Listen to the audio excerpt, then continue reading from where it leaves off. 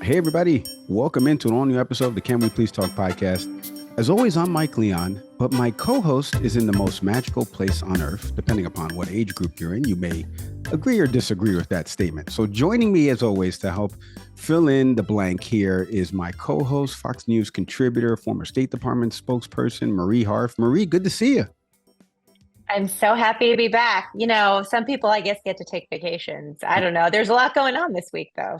I So know what Nick is always going away during debates, Super I know. Tuesday. He's not lining up properly for a news commentary show. I'll let him know that you said that.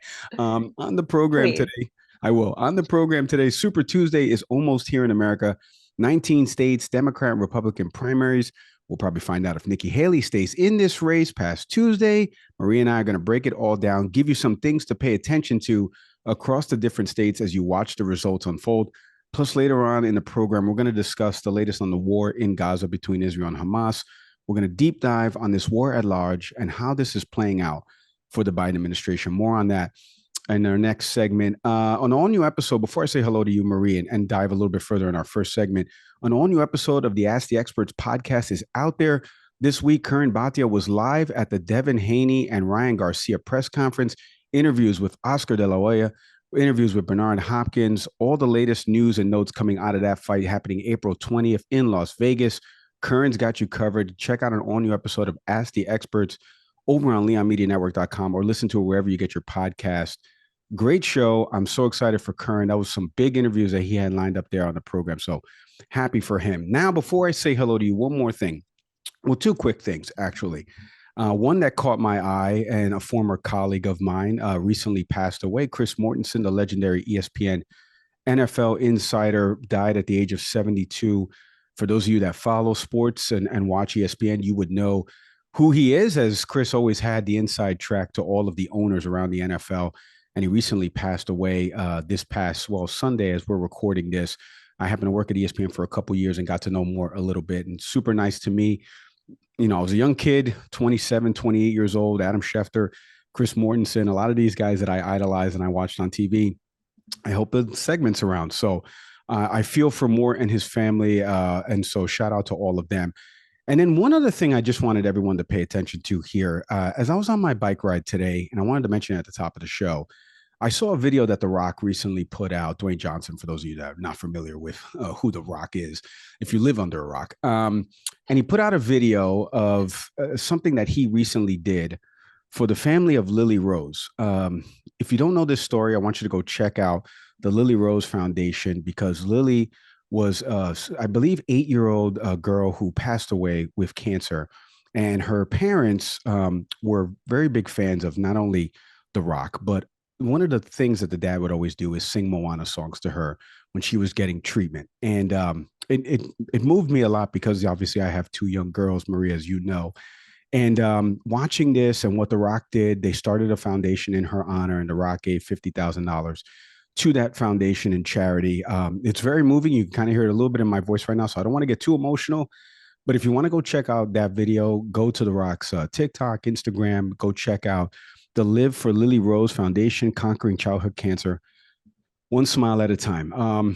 It's truly heartbreaking stuff what's happening, and I wanted to bring that up at the top of the show because I happened to see it on my bike ride, and I shout out to The Rock for doing that and the folks that set that up. And a chance meeting, and it was very cool to see. So go check it out. All right, now I say hello. I mean, I don't know how we transition, Marie, but now I say hello to you. How are you doing? How's everything? I saw you earlier on Fox News Sunday. For people that don't watch, with our buddy Shannon Bream, did a great job as Yeah. always. How's everything going your way? Thank you. It's a crazy time. We are fully in election mode now, right? Like we are getting new polls every day. Super Tuesday's coming up, the State of the Union. I just started a new job actually at the University of Pennsylvania. So I'm commuting between DC and Philly, and life is busy. Life is busy. That's how I would describe it right now. And I'm always happy to be here with you to break That, it all well, I down. appreciate that. Thank you. You're one of our favorites, and I don't know how the fans feel about you because I haven't polled them, but I would think that you're one of their favorites. And if they're not, who cares? Because we love you. Oh, I hope so. Yeah. So I forgot that you were commuting to the new job. That is true. The University of Pennsylvania is happy Yeah. to have you. Let's speak of, by the way, a UPenn grad. Miss Harf in the former president Donald John Trump. What a transition, Mike. Oh, What a transition. I God, that was good. I That was find them. good. I find them there. That's how you do it. So let's learn a little bit more about what's been happening over the last couple of days. We were mentioning about it as we get into Super Tuesday, but this past weekend there was a bunch of primaries and a caucus that you may not even know what happened. If you have no idea what I'm talking about, the former president winning in Idaho and Missouri, take a listen to this. News projects that Donald Trump won the Republican caucus in a landslide, taking home 32 of the state's delegates. Of course, it follows a string of wins for the Republican frontrunner today. NBC News also projects that Trump won Missouri's GOP caucus, taking home 54 of that state's delegates, and the rest of Michigan's delegates, 39 in all, were also awarded to Trump today amid a complicated and chaotic convention process. Complicated is an understatement for what happened in Michigan. We'll get into that in a second. I want to get Marie, I want to get some of your thoughts on all of that. But like you just heard there, Idaho, Missouri, he won the Nevada caucus, which obviously Nikki Haley had opted for the primary in that. She lost to none of these candidates. He won in New Hampshire. He's won in South Carolina. So far on a high level, Marie, as we've been watching this unfold, and only one of us here on this panel has been a campaign manager for somebody. So give me a little bit of your takeaways of, as we head into Super Tuesday, what do you make so far of what GOP primary voters are saying about Donald John Trump being their candidate nominee?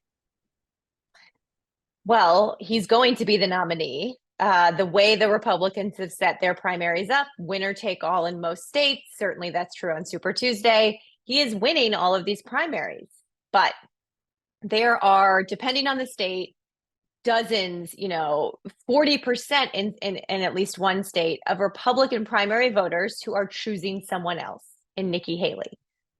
Joe Biden is winning a bigger percentage of the Democratic primary voters than Donald Trump is winning of the Republican primary voters. And we see some interesting data in the people voting for Nikki Haley. There's a percentage of them who say they won't vote for Donald Trump. Nikki Haley outraised Donald Trump last month. She raised more money than he did. So Donald Trump is in control of the party. He is going to win the primary absent some catastrophic situation that I can't really fathom right now. But a lot of Republicans are saying they want someone else and they want Nikki Haley. And so Donald Trump isn't doing anything yet to bring the Haley voters in. He's certainly not trying to get Biden voters. We see this in poll after poll. Donald Trump has a really hard ceiling. His supporters are excited, but he doesn't get a lot of people outside of his supporters. And so in the Republican primary, those are the takeaways so far. He is cruising to victory, but there are a lot of Republican voters who want someone else, and I don't think they will all vote for Donald Trump. That's what I'm taking away from it so far. That's really well said, because I was thinking about that earlier today. I've been asked about it, and I made a joke to SC Cup, who I think we both know mutually, and she was talking about the party hasn't coalesced around Trump, and I was like, it doesn't have to. This is a math problem right now. He doesn't need them yet. Like, he's getting his people to turn out. And this is what GOP primary voters are saying right now. They don't care about Nikki Haley. Now, I will be interested to see what happens, obviously, as we get closer to November, if those same folks are going to say, you know what, no matter who, or I'm going to sit this out. Or like in 2020, you had a bunch that crossed over and voted for Joe Biden. So it will be interesting to see what happens. But right now, Donald Trump has 244 delegates. Nikki Haley has 43, the magic number. 1,215. All right, let's flip over to the Democratic side, because there really isn't much going on the Democratic side, but we're going to mention it because Joe Biden had something interesting happen in Michigan. We're going to get to that in a second. But so far, he's cruised through in New Hampshire. It wasn't even the first primary for the Democratic side, but he won that in a landslide. He won in South Carolina. He's won in Michigan. But the biggest storyline and takeaway that's been coming out of Michigan is this uncommitted vote on the Democratic side that got about 13% in terms of over 100,000 folks voting uncommitted. And I'm going to give you a number in a second. During Barack Obama's reelection campaign back in 2012, how that number was kind of similar. But first, before we get into the reason for the uncommitted vote, What did you make so far on the Democratic side? As you know, Dean Phillips is still hanging around. Marianne Williamson somehow unsuspended her campaign after suspending it because she got to like the smallest number ever. I was like, what? I didn't even know you could do that. I mean, that's why you suspend them. Somebody told me, somebody from the Libertarian Party. What do you make so far of what Biden has done? Because and again, we're going to get Super Tuesday, so we're going to get a lot more states involved on the Democratic side. We don't expect anything crazy to happen. What are you seeing so far? What are you hearing so far? Yeah, I mean, I think that Joe Biden is picking up a huge share of the Democratic vote, 80 plus, 90 plus percent in places. So the Democratic Party, who is voting, I think by and large, and we can talk about Michigan, understands that he will be the nominee. I do think that there are a couple things I'm watching. There's a bunch of new polling that's come out recently. The New York Times poll over the weekend. Fox News had a new poll Sunday morning that we debuted that actually had the race a little closer. So I think as far as the primary goes, Biden's fine. He's cruising to victory here. But I do think there are some warning signs in the polling and in some of these places that I hope the campaign is taking seriously. The coalition that elected Joe Biden in 2020 has not fully come back together. Donald Trump isn't getting Joe Biden's disaffected voters, so they're not going to Trump, but they're not showing up for Biden yet. In Michigan, Joe Biden, I think it was in Michigan, won a higher percentage of the party's votes than Donald Trump did, but Republicans overall turned out a bunch more people, right? So I say that to say Democrats have to get the coalition turned out. They have to get them excited. They have to get them voting for Joe Biden again. And so if you look at some of these states, I think some of the low turnout numbers, look, it's an incumbent, so there's not a real primary, but they have to be paying attention here because this is a close election. The consequences of losing it, as you know, are pretty extraordinary. Again, I agree with everything. I mean, there's not much to analyze though, like you said on the Democratic side. I mean, the biggest storyline, and I want to get into it in a second, is this uncommitted vote. As a matter of fact, before we even get into level setting the table on Super Tuesday, Nick, quick break from the pod because this episode is presented by our friends over at SeatGeek. Your next best night ever is waiting, my friend, and they've got the tickets. You want to go to an NBA game, an NFL game, a concert, Major League Baseball, whatever it is, all you got to do is go to SeatGeek.com. You're going to enter in the promo code, Can We Please Talk? And you're going to get $20 off that purchase right now at SeatGeek. Nick, what are you going to do with your $20 off on those tickets, buddy? I mean, that saves me on anything. I can get food at the game. I can just get the tickets themselves. I mean, baseball's coming along, so I'm excited for that. I can get upper deck tickets and just nothing. And then just all I gotta do is worry about food. I mean, anywhere I want to use this, it's well worth it. $20 is a worthwhile investment. That's right. And I've seen you at sporting events. You eat a lot. Nick needs those $20 off. So go to SeatGeek.com right now. Enter in the promo code, Can We Please Talk? You're going to get $20 off that purchase. Let's talk a little bit about this uncommitted vote. The stat I wanted to give you, Marie, which was, and the folks watching on YouTube can kind of see this stat, and it was up on CNN. It was the uncommitted vote in Michigan primaries with an incumbent Democratic president on the ballot. Back in 2012, 11% uncommitted votes on the Democratic side of the aisle. In 2024, here in Michigan, it was 13%. So only 2 percentage points. And we know why the uncommitted vote is voting uncommitted because of what's happening out in the Middle East and the war in Gaza and over 30,000 Palestinians that have lost their lives. Obviously, we can't forget about the events that happened on October 7th.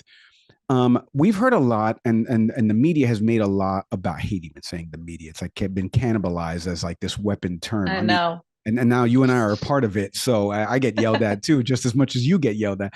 But the media has been covering what's been happening in Dearborn, Michigan. There's a large population of Arab Americans there, Muslim Americans, and some Palestinian Americans, including the mayor, I believe, of the city. And a lot of these folks turned out. You saw some surrogates. I saw Nina Turner, who used to be Bernie Sanders' campaign manager or worked for the campaign.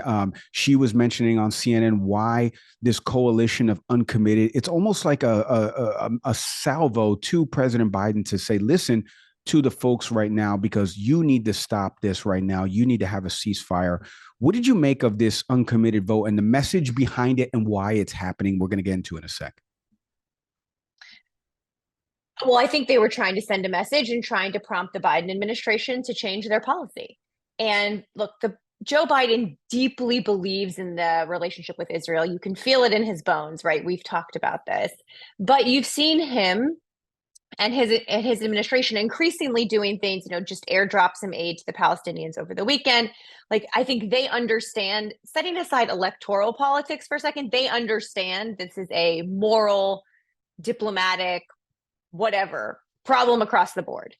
So I think that the uncommitted voters, I don't know if you agree with this, but we're trying to send a message, trying to get the Biden team to change. I think a large portion of them will come back to the Democratic Party before Election Day when faced with a Donald Trump presidency. I have to believe they will, but we can't take it for granted.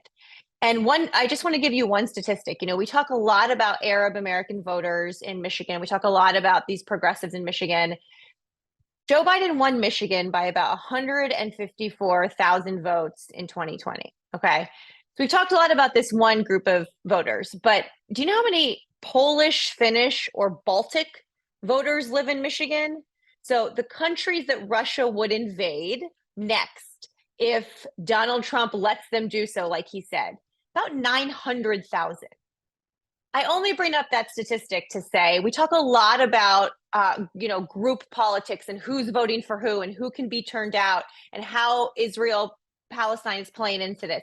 I want the Biden campaign to go to Michigan and run ads with Donald Trump telling Russia to invade those countries every day between now and November. Right? If we're worried about Michigan, we need to do a little bit differently on our Palestine-Israel policy, but also talk about this, right? So I think electorates are made up of a lot of different people, and we shouldn't focus too much on one or on this uncommitted vote, because I think it's a little more complicated. And I think there are lots of ways to get the votes we need in November. Spoken like a true former campaign manager. See right there. No, this is what we need to do. Run this ad here. I mean, I agree. I didn't even know that number. By the way, that's a very good and telling number. I will tell you though, and speaking with some of the folks I've spoken to, that are Muslim, Arab American as well, it depends on who you talk to, but like you said, right now, if there was an election happening right now between Joe Biden and Donald Trump, I think a lot of those folks that I know would sit out personally as almost a protest vote. Like you said, I don't think they're going to Donald Trump, but I don't think they're voting for Joe Biden. So in essence, would not help either party and would actually ultimately hurt Donald Trump. I do want to ask you now, Marie, let's pivot to what we expect for Super Tuesday. For those of you watching, let me tease, watch CNN throughout the day, as I will be on TV covering Super Tuesday after the results come in. So you can check that out, check your local listings, or watch it on Max. Now, transitioning, what do you expect for Super Tuesday? There's 19 states that are going to be participating now in this vote: Alabama, Alaska, Arkansas, California, Colorado, Maine, Massachusetts, Minnesota, North Carolina, Oklahoma, Tennessee, Texas, Utah, Vermont, Virginia. About 7 or 8 of them are open primaries: Alabama, Colorado, Arkansas, Maine, Virginia, Texas. Tennessee's partially open, which means, obviously, for people that don't know, that you can either be an independent or you can be not registered with both parties, but you could be registered with either party, and still participate in the others. You got to check the process that the state goes through. It's different processes. So wherever you live, wherever you're listening to this, please go check. Some do same day registration where you can go and vote. So if you do want to make your voice heard, go out there and vote on Super Tuesday if you live in one of those states. But what is something that you're closely paying attention to, even though we just mentioned right now, there's not much to pay attention to? GOP primary voters are saying Donald Trump's their guy. Nikki Haley has not won a state yet. Joe Biden has no challenger, no realistic challenger. So what is something that people should pay attention to across these states come this Tuesday? Well, I'll also give a plug to watch Fox News, even though I won't be on Tuesday. So, we can give our plugs here to watch the different channels that we're on. You should get lots of sources of news, as you and I have talked about. So, I mean, look, the results are not really in doubt. I think there's 3 things I'm watching. Number one is the margin of victory that Trump has. And again, that won't impact delegate counts because the Republicans have set this up to be winner take all. In some states, changing that to help Donald Trump after the last election. But if Nikki Haley is getting 20, 30, 40% in some of these places. That's a real warning sign for the Trump campaign. And it probably means she's continuing to raise money and probably means she's staying in the race. And Democrats will tell you Nikki Haley is doing the best anti-Trump ads of anyone right now, right? It's like she's giving us free anti-Trump ads right now. So the longer she stays in, I think the better for Joe Biden. So that the margin of victory is number one. Number two is it's not just the presidential primary we have to watch. Obviously, there's a big Senate primary in California. There are a number of other races. Not all of them are actually on this Super Tuesday, but in some of these states to see what the electorate looks like. There's some Senate races that we should be watching as well. And third is how Joe Biden does. And if he maintains sort of this above 80%, 90%, if he's really cruising, I have to believe that the Dean Phillipses of the world, he's apparently still in the race, these people kind of drop out and their Democratic primary is really set. The thing we haven't talked about, and they're not in these primaries, is these third-party candidates, right? RFK Jr. I mean, some of the polling on these guys has them polling pretty high. So I think that's not Super Tuesday doesn't really impact that, but it's not going to be a normal Super Tuesday where the outcome is in doubt. So I don't know what else you're watching. Those are just some of the things I'm watching come Tuesday. Well, you just fed into something I forgot to tell you before we started recording, Marie, as now the director of policy and strategy over at freeandequal.org. You can go check us out at freeandequal.org. I've been working with putting on debates, and we just had a third-party debate this past week. Jill Stein participated in it. Chase Oliver, if you don't know that name, from the Libertarian Party, he was actually the reason there was a runoff in Georgia in the Senate races. He got 2% back in 2020. So these are some of the candidates that are running for it. RFK and Cornel West were invited to that debate. So you're right.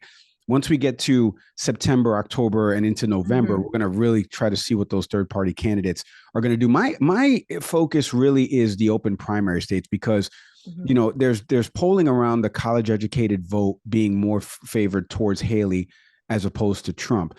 And in some of those states, like Colorado, not really a Maine, but Colorado and Virginia, I think are the Virginia. I think those are the two states that I would be watching, that if Haley can win one or two of these states, I think she stays in it until until the convention, to be honest with you. I mean, even though most of the other ones are winner take all, like you said. So I don't know what her path to victory is as I look at some of these states. I mean, come on. Is she going to win Alabama, Arkansas, Texas, Tennessee? There's no chance. No.